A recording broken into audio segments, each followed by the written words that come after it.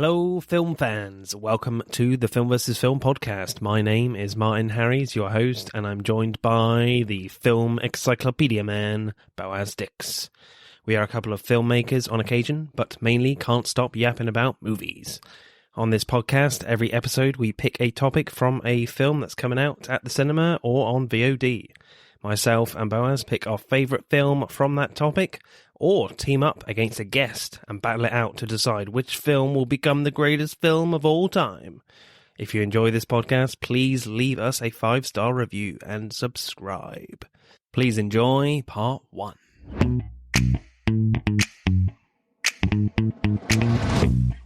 This episode, as Wonka is out in the cinemas, we'll be, of course, talking prequel films. And, of course, I am not alone. Oh, no, I have another returning guest. His 4th appearance on the show, Leigh from Lights, Camera, Rant. How are you, sir? I'm going good, man. Thank you very much for having me. Actually, I can't believe it was the 4th time, but hell yeah. Yeah, 2 regular episodes and 2 spoiler specials. That's right. It's always great to have you on. So we're relating this episode to Wonka. What do we make of it? The new Paul King film. Thoughts? Have you seen the trailer? Yeah, I've seen the trailer. I would have to say that I think this is going to be a lot better than Charlie and the Chocolate Factory. Yeah, the Tim Burton one. The Tim Burton one. I think that's already past that milestone. It looks very colourful. Singing in it, probably just as the first one. But Timothy Chalamet, just in the costume alone, just looks so reminiscent of the first one. Yeah. What do you think of it? Yeah, I've seen a few of the trailers. I mean, Hugh Grant looks like he's having an amazing time as an Oompa Loompa. Does that look like a paycheck to you, though? It's like, yeah, sure. Possibly. After Dungeons and Dragons, like, sure, I'll be an Oompa Loompa. I have kids to feed. Yeah, I mean, it looks super charming. Charmness personified for me. Super British. It's obviously directed by Paul King, who did the first 2 Paddington films, and they're like really great family films and really great quality writing in those films as well. So I think people have really high expectations for this film. I mean, Chalamet just looks great as Wonka, and also like they filmed some of the scenes in Lyme Regis by the coast, so it's like about 90 minutes away from me. Oh, really? There's a little like cob, we call it, like walkway, I guess, at the port of Lyme Regis, and they do a little sequence there, and I've walked along that bit loads of times. So you're like, I've been there. Yeah, I have indeed. Very snowy it looks in the trailer. I don't think it's ever snowed in Lyme Regis. So all that snow is all fake, obviously.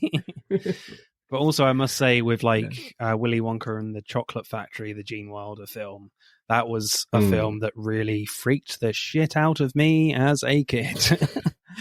You know, super scary. The tunnel scene, when you look at it, like half of it, you think he's just killing the kids. Until the end, you're like, oh, you're all alive. Yeah. But yeah, it's always a tunnel scene. Yeah, for me, it was just like the kid going up, getting sucked up by the chocolate thing, falling into the chocolate Gouda river. That was scary. And like, I was always like, if you eat a blueberry sweet, are you going to turn into a blueberry? I don't want that.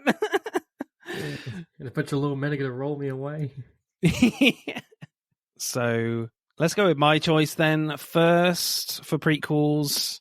So for me, like it was this one or Star Wars Rogue One. I nearly picked Star Wars Rogue One. That's a great prequel. I mean, the Star Wars actual prequel trilogy, I'm not the biggest fan of. I mean, the third one's okay, but the first 2, episode 1 and 2, are pretty bad for me. 2's the worst one for me. That's the least one I ever go back to. Yeah, definitely. But when I saw Prometheus for the first time in cinemas, I was so hyped for this film.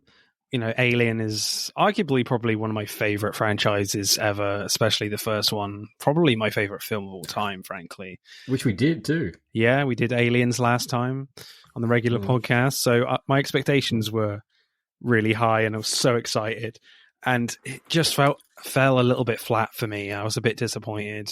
And so watching it again for this podcast, I was like, I really wanted to watch it again of like, was it actually better than I thought it was the first time? You know, some people have been reassessing it and saying it's a pretty good film. There's some really great ideas here. It's almost kind of not like an Alien film anyway. It's kind of its own thing. I'm not sure I entirely agree with that. But yeah, watching it again, it was kind of still disappointing and frustrated me even more, frankly. So what was your initial reactions to Prometheus? Well, actually, as I mentioned to you when we were talking, that I've seen bits and pieces of it. I've actually never seen it in full. I think I was one of those skeptics that when it first came out, a lot of people were like bagging this, saying, you know, it's kind of not what it was first advertised, being a prequel film to Aliens, and there were no technical aliens. So when I watched this for the first time, I didn't realize actually how star-studded the cast was at first. I was like, oh, shit. They're on. There's Wong. A slim Wong, too. Yeah, he looks really slim. But just I thought it was a good setup. I thought it was a good setup movie. I didn't think about all the hate at all, especially the ending as well. I didn't think, I don't know, this set up Aliens very well. Yeah. And all the little connections, but at the same time, I could see why people were like, you know, it's not this, it's not that. I think it's just, you know, it's a good movie. It's set up so much. Like, you could tell there's meant to be another movie to bridge the gap. That's always the kind of the problem with prequels when you go into them. You know, you always have a sense and an idea of how these films are going to end. So I feel like Prometheus is an example where we're at like a halfway house kind of thing of like it's trying to be its own thing and set up Alien as well. And it doesn't really do that anyway. There's a lot more story that's left hanging. So there's a lot of like sequel baiting to Prometheus anyway. So it's really interesting. So what happens in Prometheus? Well, going to the IMDb, following clues to the origin of mankind, a team finds a structure on a distant moon, but they soon realize they are not alone. Yeah, so directing then, this one is obviously directed by the great Ridley Scott. So I always feel like in prequels, and especially Alien films, in that they don't want to copy what's come before. So when they explore like the temple ship for the first time, like the pacing seems to be a tad quick for me. You have a lot of like great looking shots combined with like the helmet cam POV shots, which I'm not a massive fan of anyway, but there's a nice like strange intriguing sequence where like David sets off this sort of recording of these engineers running down the corridor that looks great and new, but when they get to like the main compartment with this massive head sculpture, I feel like there's not enough atmosphere building with how Ridley Scott is like directing it. I feel like he's just showing us what each character is doing in that scene, and before you know it, a storm is coming and they all have to get the hell out of there. Of course there is. Of course there's a random storm coming. And I feel like there's too much of a reliance on like the set design doing all the atmosphere building alone. And I feel like Ridley is like, yeah, that's enough, and focusing on doing something new, which is cool, but I feel like it just could have been better if they just took their time a little bit more. Yeah. I mean, how did you feel about like those initial moments when they enter the temple for the first time? I like the world building it did all the way, all the very start of the film is beautiful landscape shots all the way, which just made me want to travel to Iceland. Not to this planet, for the love of God. But you're right, I did find that I did like the holograms. I did like it with the running, how big this structure is, because of those little orbs that show how big the structure is. But you are right in saying that when they do get in there, it's like, a giant head, and then suddenly, by the way, there's a storm. Yeah. You got to get out really quickly. And that's probably leads to one thing is I don't understand why those other two guys couldn't get out in time. Yeah. Like you left before them, you have the orbs that tell you where the structure is. How did you take longer? But and then when we see all the capsules, we'd also instantly think of Alien. But it's very shortened. David takes one of them and it's just get out of there. Yeah, I do like the design of what they were going with these vases, and it's got like this black goo in the atmosphere because they've entered the room now because it's been thousands of years. It's activated. Like the atmosphere has changed the temperature, so I kind of like that stuff. And they are trying something new. You're not having the typical thing, but then they do the typical thing when they make the sequel to this film, an Alien Covenant. So.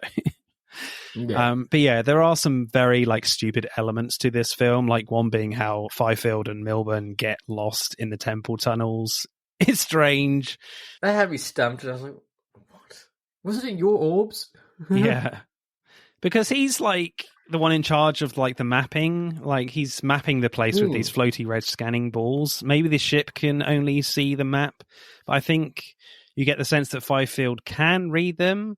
And why would they just randomly enter the giant head chamber with lots of creepy black goo around? Sure, let's go in there. Yeah.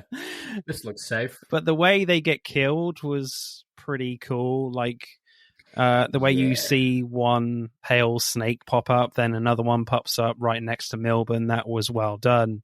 I liked how it breaks his arm and enters his suit and goes through his mouth. I loved the way the acid melts Fifield's helmet. That was great. The first bit of horror definitely delivers for me, but it was just kind of stupid of how they got in there. Pretty much, yeah. It was how they died, really good. How they got stuck, bit iffy. Yeah, but I think I can't remember the movie. The thing that wrapped around his arm made me think. I want to say sunburn. It's sunburn. It's that white liquid goo that goes and breaks his arm. I think that's the movie. But it made me think of that. I was like, oh, just imagining something going around your arm and breaking it, then in your suit, and then halfway down your throat. Oh, what? 127 hours? Oh, it could be that. Yeah. He has to cut his own arm off. Yeah, that's it. Oh, that made me think of that straight away. I was like, yeah, the sound design in that is just oh my god! Yeah, turn it off. Nah, not today. Yeah, but yeah, the black goo, just is acid to his suit straight away. Yeah, that was great. I love that. Everything's just active now.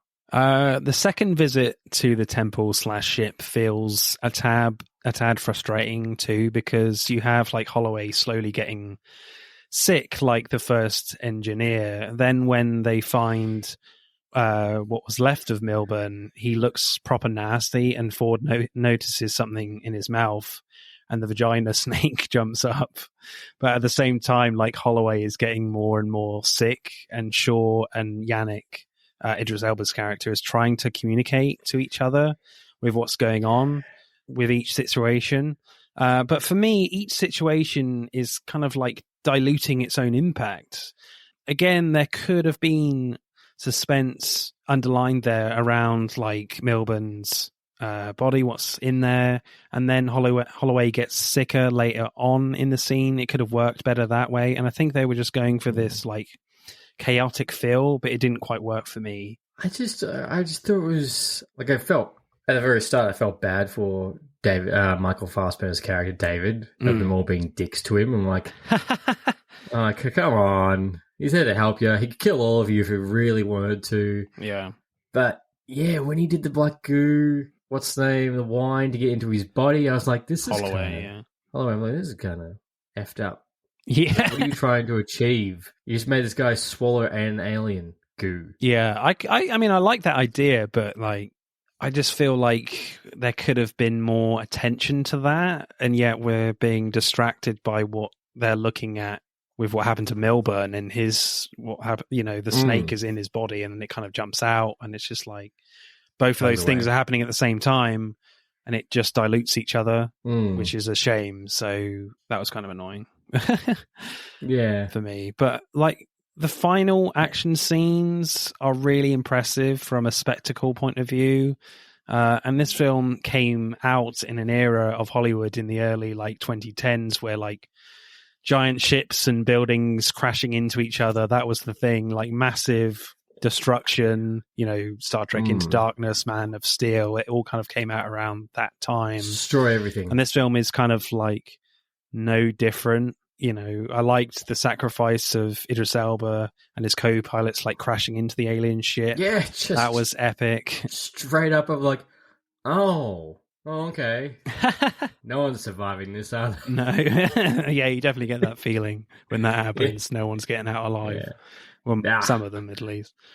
But then it gets very dumb again, where Vickers and Shaw are trying to run away from the falling ship, but the ship is quite narrow. Just run sideways away from it. Yeah. Yeah, I thought that too. So that was frustrating. I was like, the ship is only long on the way you're running. Don't run in the shadow. Run out of the shadow. I feel like everyone in the cinema was shouting that. I'm like, what are you doing? Yeah.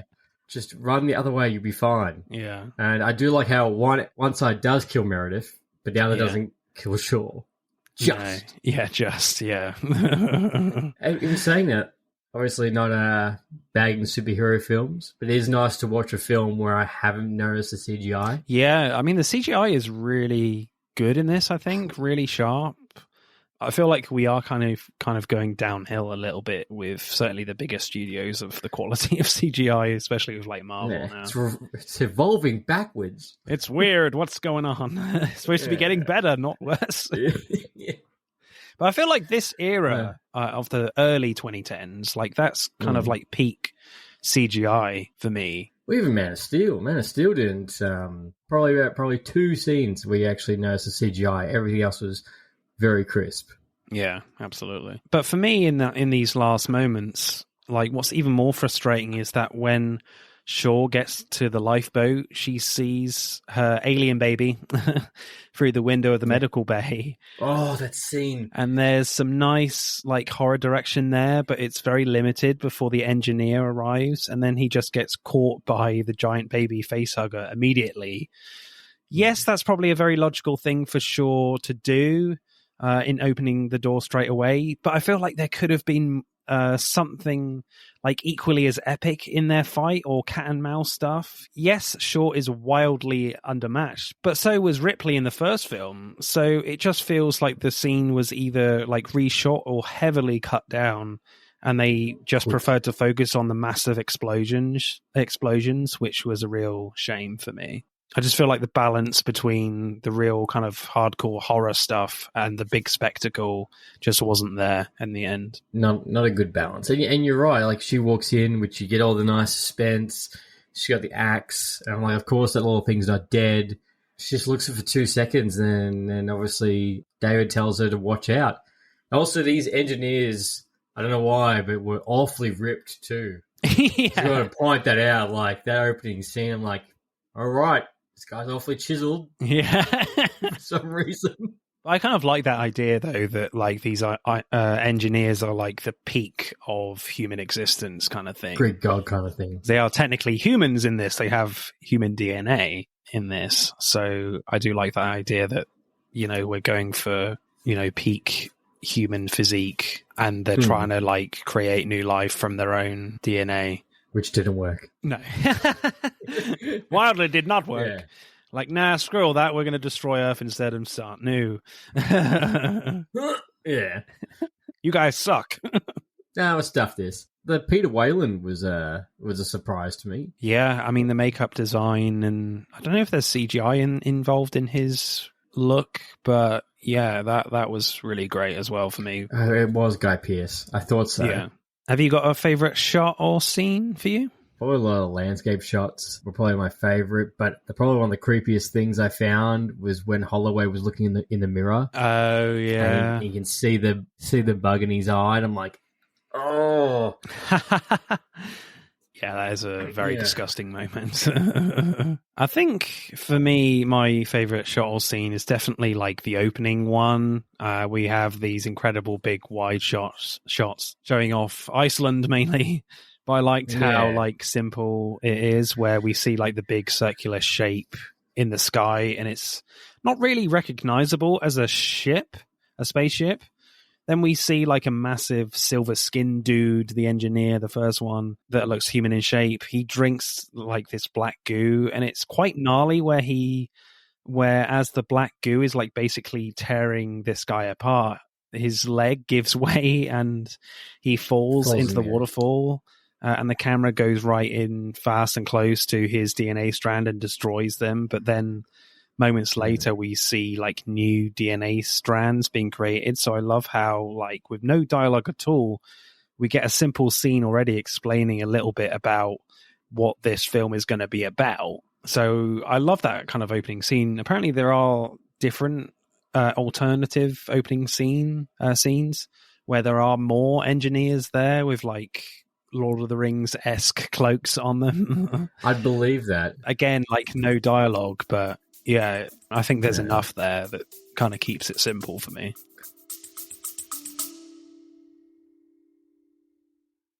Hey, I'm James Lovino, and I'm here to tell you about Alternate Sides, a movie podcast with a twist. I've worked in the film business for 2 decades, but I haven't actually seen that many movies, and this has been driving my frequent collaborator, Sam, a self-confessed film snob, crazy. So every week, while he's stuck in his car trying to avoid getting a parking ticket, thanks to New York City's alternate side parking regulations, we discuss a classic film I've finally just gotten around to seeing. Alternate Sides, a new podcast about movies, parking, and a 25-year friendship, wherever you get your podcasts.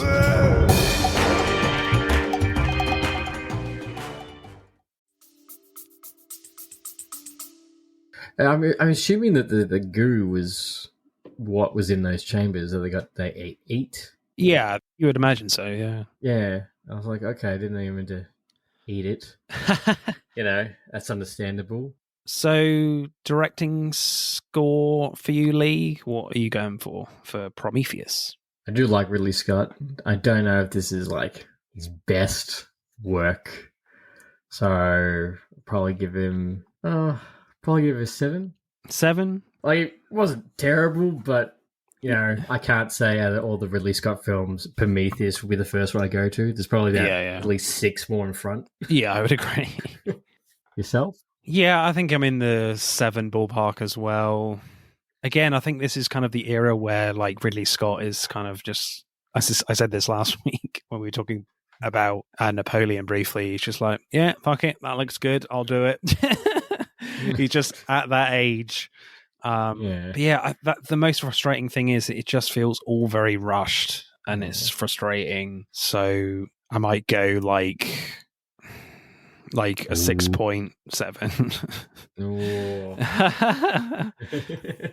Right, screenplay. Then, like, the one thing that has always bothered me about this film is that when we see like the Prometheus for the first time, the spaceship, you see all this information that comes up on screen with text, and the first line reads "Crew 17," and I'm like, 17?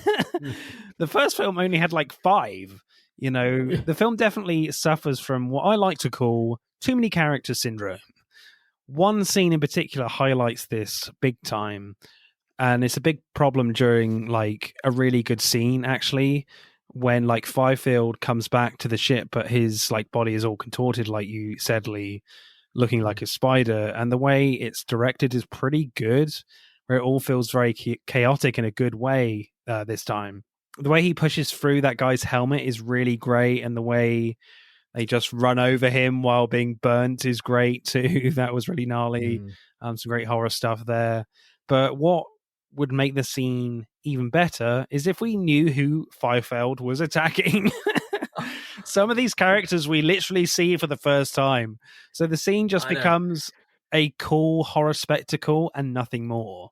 It's just a great scene visually, but apart from that, like, who are these people?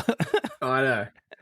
I thought the same thing. I'm like, all these people are dying. I'm like, I don't think that person matters. I don't think that person matters. It's like, oh, who is that? I've not seen him before. Yeah. The only person who you knew was Idris Elba's character, Yannick. Yeah, Yannick, I think. Yeah, he's the only one in the room. You're like, oh, I know you. Yeah. Like, what? 4 people died? 3 or 4 people died? Yeah. They're all like mercenary security guys. I mean, do we need that many of those type of characters in this film? It seems a bit daft. Not on a military mission, which is made very clear at the start. Yeah. Yeah, I'd never thought of that. Yeah, this is a research mission, mainly with scientists, and yet there seems to be as many scientists as there is military guys, and yet there's like I literally I've seen this film quite a few times, and I couldn't tell you any of their names of the military guys. Nah, and none of them could take down one guy. No, I mean he's a Spider-Man kind of in that moment. A Spider-Man alien with a big throbbing face. Yeah, which made me think of I can't remember his name now, but it was at the post-credit scene at the end of Incredible Hulk, where the guy's head was starting to throb and get bigger. I'm like, you could take that role too. Yeah, and he's coming back in the new Captain America film, apparently. Yes, yes, he is. I want to say it's a thinker, but that's me being lazy. Yeah, he's DC, isn't he? Yeah. Yeah. It's a really bad name, I know that. Yeah. But yeah, you're right. You don't know any of those characters. No, they're very disposable. It ends up just being fun, and you're rooting for Fifield in that moment. You're like, yeah, kill that guy. I have no idea who he is. Kill him.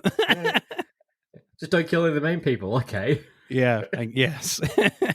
But I love how David is written in this film. Like, we see him alone in the ship before the humans wake up, and he's watching like Lawrence of Arabia. He's riding a bike and playing basketball at the same time. Like, you never see Ash or Bishop do that in the original films. Then in that briefing scene where we learn that David has been created by Peter Wayland, he basically says that he doesn't have a soul, and you can subtly see his disappointment. You also notice that Holloway gives him like a lot of shit and doesn't really treat him like a human being at all. There's a moment where he's like, "Boy, you're coming with us on this mission." And he's like, "Certainly, sir," or something, and just goes with it, even though inside he's like, "Fuck you, man." I could kill you so quickly. Yeah. Then you have this like slightly irritating scene where David is talking to someone that hasn't woken up yet from a cryo bed, and it's kind of fucking obvious that it's Peter Wayland. But you discover Peter Wayland is basically wanting more results from the trip. So David has like the perfect candidate for that in Holloway. But I liked their conversation before David very subtly poisons his drink with black goo, where David says, "Why do you think your people made me? We made you because we could. Can you imagine how disappointing it would be for you to hear the same thing from your creator?" Then Holloway's reaction is to laugh, doesn't really know what to say. So it's like, for him, it's not the same thing at all. But for David, he's already learnt his disappointment from his own creator, Wayland. So I love how like the AI in this is more advanced than they realize, kind of echoing like what the engineers have gone through in this film, where they don't realize how powerful this black goo can be in creating new life.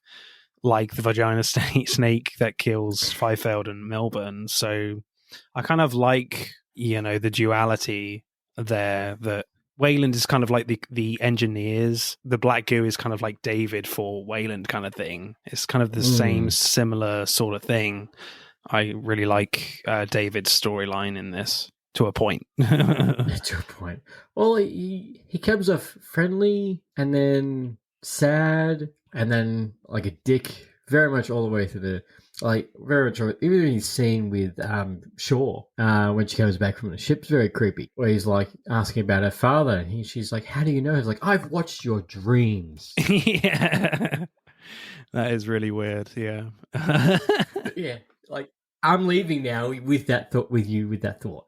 Yeah. I kind of just like as well in his performance that, yes, he's a robot, and the robotic like acting is so spot on from Mike Fassbender, but you can definitely get the sense from his performance that like he's really like evolving as well emotionally with his programming kind of thing. Yeah, I really like that. But I find the scene where David Shaw and Wayland meet the engineer for the first time, kind of at the beginning of the first act, really interesting in how you interpret it, and kind of frustrating at the same time. And it's definitely one of the better directed scenes. Like, you have Shaw asking the more important questions to him, like, where did you come from?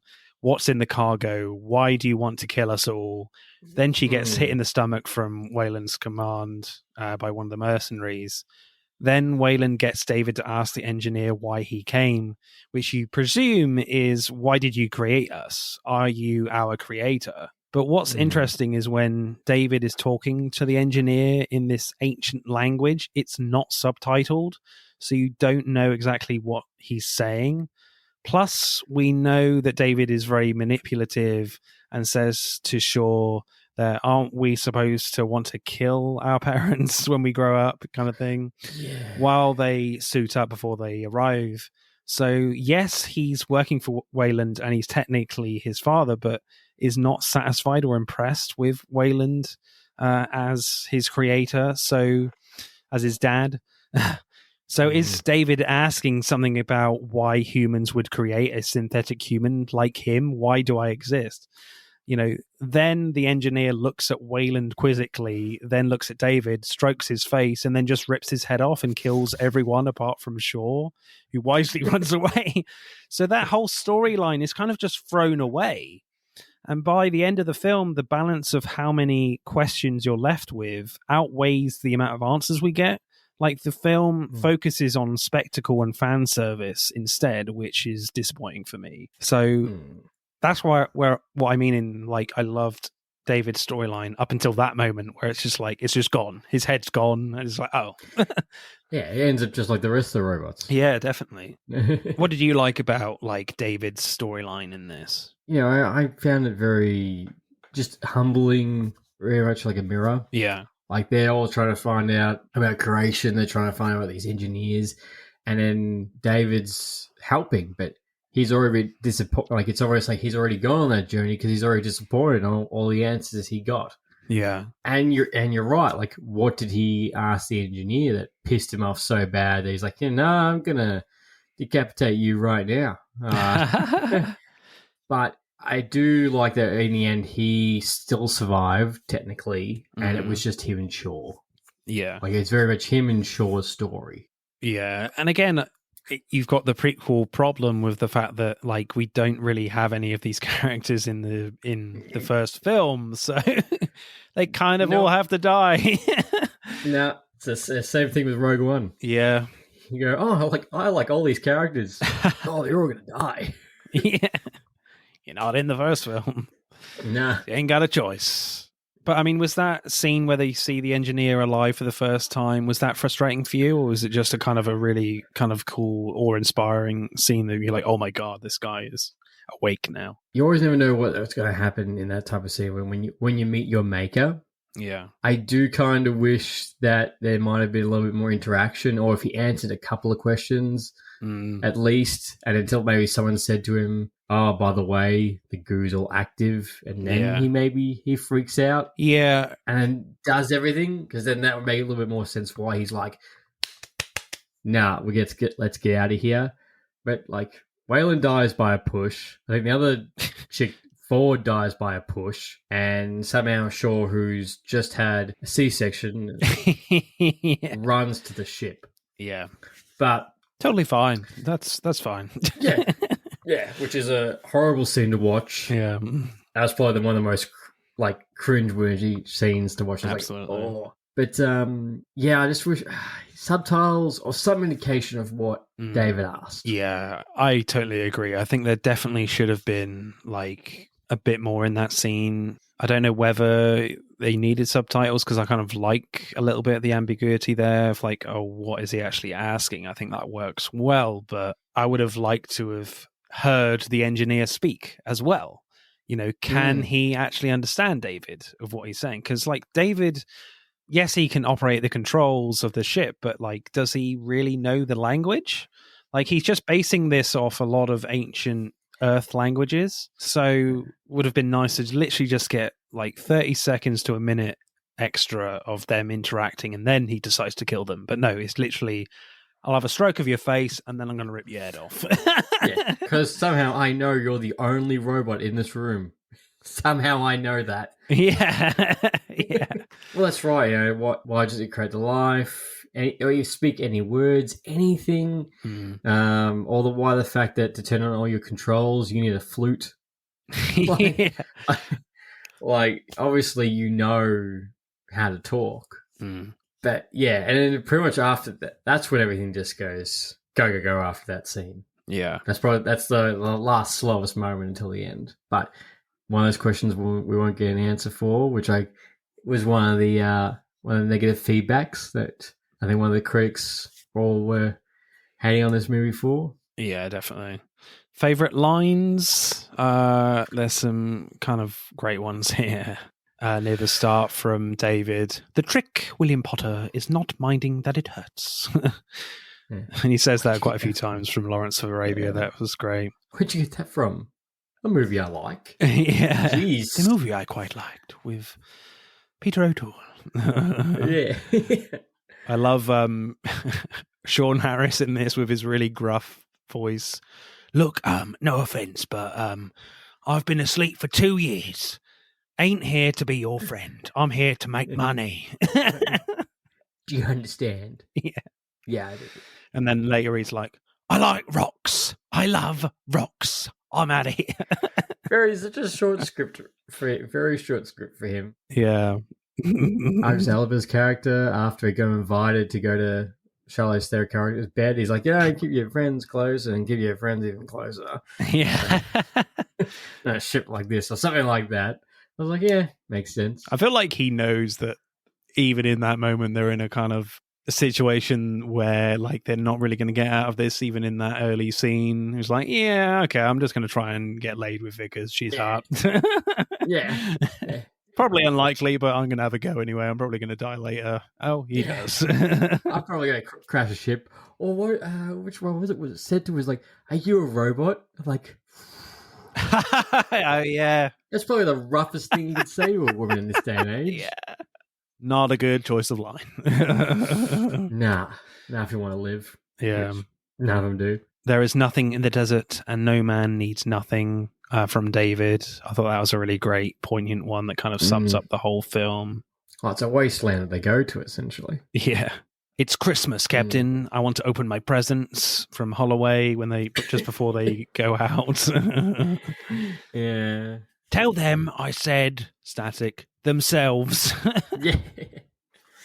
I didn't feel bad for him at all. No, absolutely not. But no, there was good one-liners in this. Yeah, I like the moment after David has spoken to Wayland in the kind of cryo bed thing. I can't remember, but and then like Vickers catches up with him, and Vickers says, "What did he say?" And then David says, "He said, try harder. Cup of tea, Mom." Yeah. Yeah. That was great. I mean, Vickers has a great one when it's revealed that Wayland is her father. Alive. She says, "A king has its reign and then he dies. It's inevitable.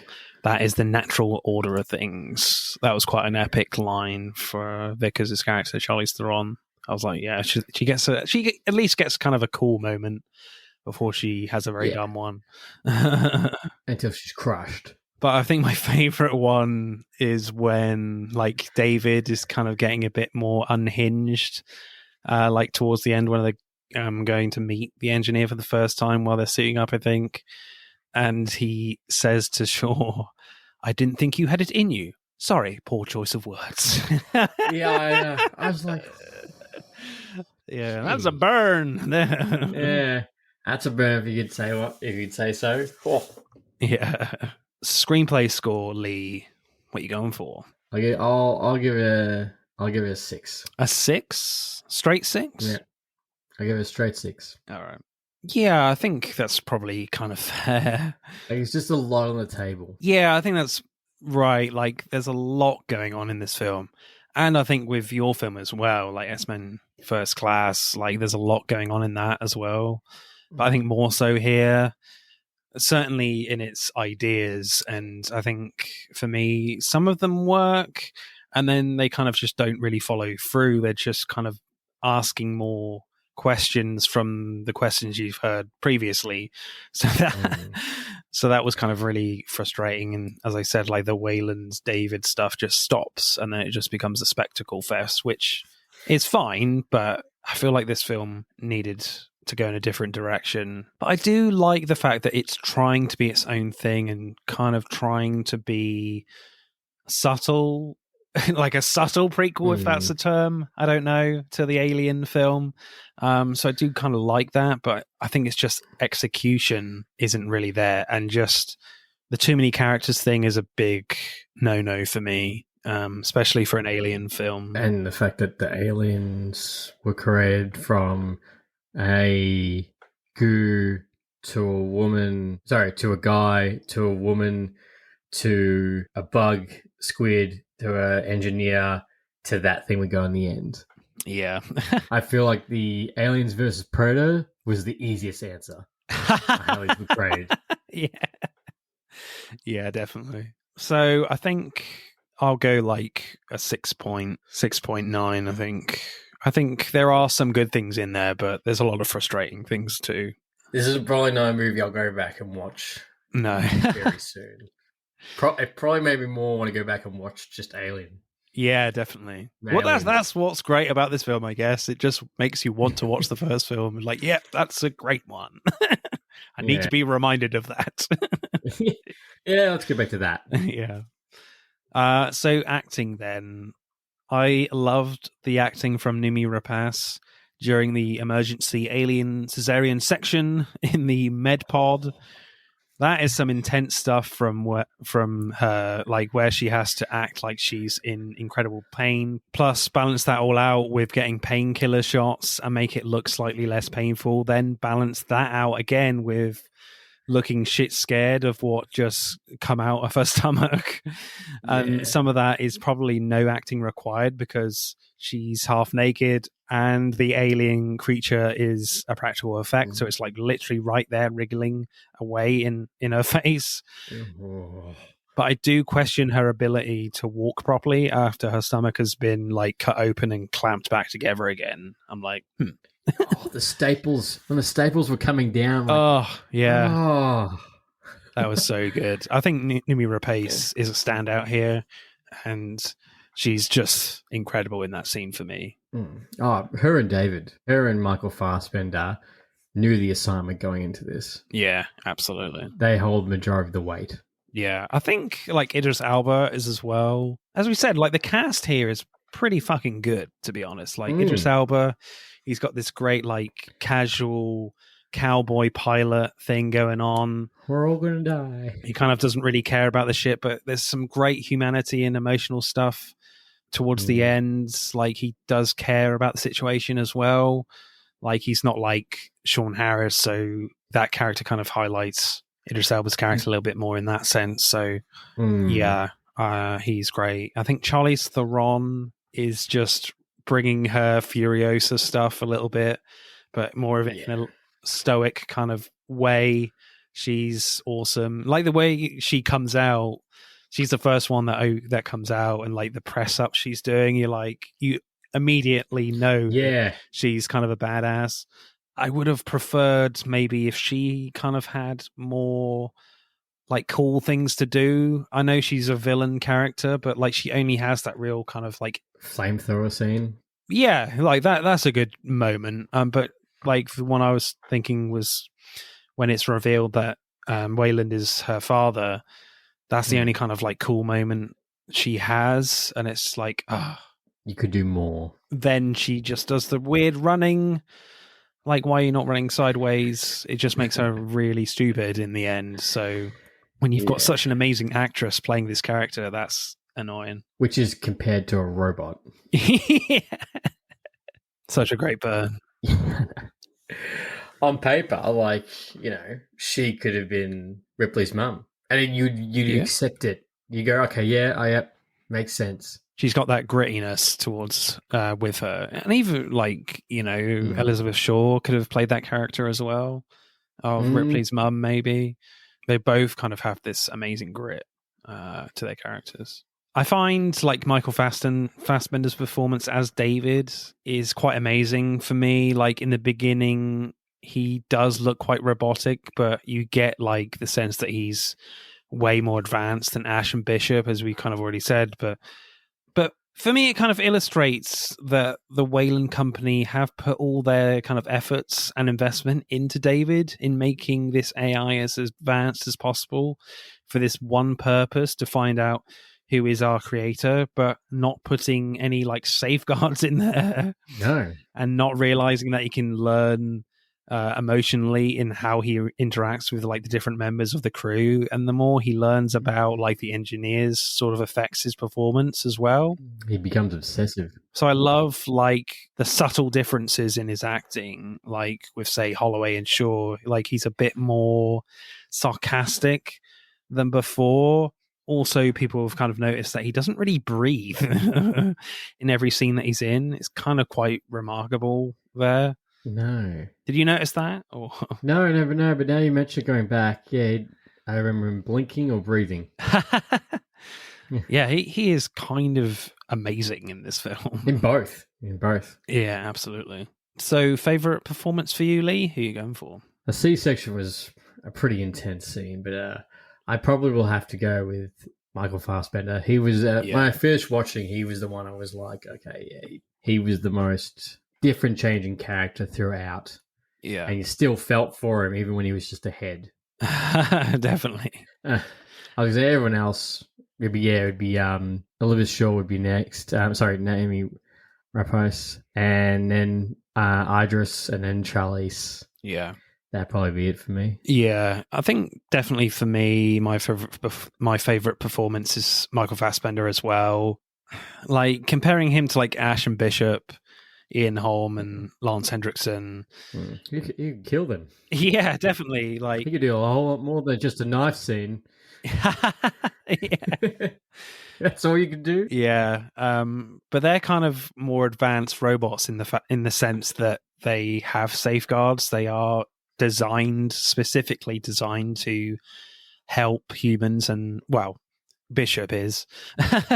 Ash has his own agenda, but he kind of goes haywire, and I love his performance there when he does that. But with like David, he's kind of a mix of Ash and Bishop, where like he seems super advanced for this one mission, and he has some emotional like growth in this film as well with what he learns, and you definitely see like his different opinions on all the different crew members, but it's so subtle because he's got to like evolve emotionally, but remember he's still a robot, and I think he does that so well. There's so many like subtle things he does. It's quite amazing, like so good. And just like the simple like robotic stuff, the way he moves his body, it's just quite remarkable. So I think my acting score will be different from my other ones.